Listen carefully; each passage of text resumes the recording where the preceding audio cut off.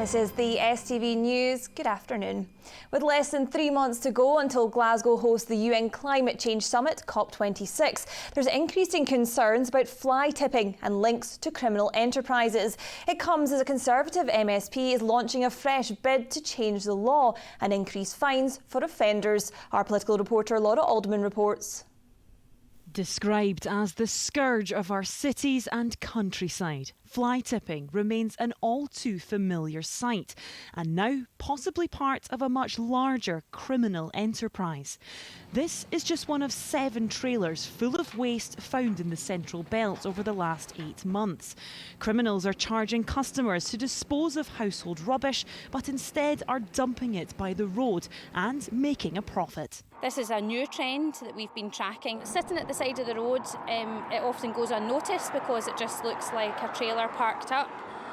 But the longer it sits, the more it degrades, and it can attract vermin, it can produce smells. This trailer has been dumped at the side of the A73 in Airdrie with around 40 tonnes of waste.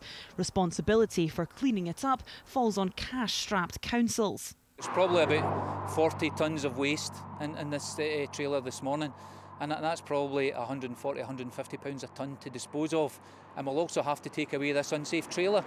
You multiply that across Scotland, the cost runs into millions for the public purse. More than 60,000 incidents of fly tipping are reported to Scottish councils every year.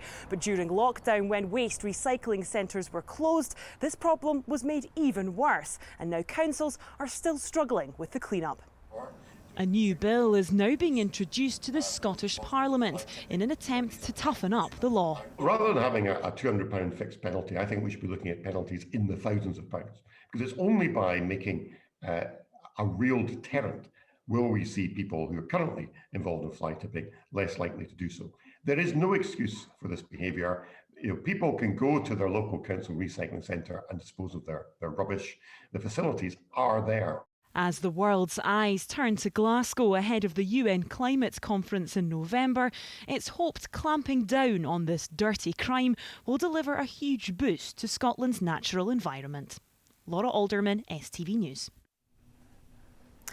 Vaccinations for those aged 16 and 17 have begun this weekend. It follows the JCVI's advice to extend the rollout to anyone aged 16 or over. Appointments can be booked at some vaccination clinics, and Pfizer drop-in centres will be available from Tuesday.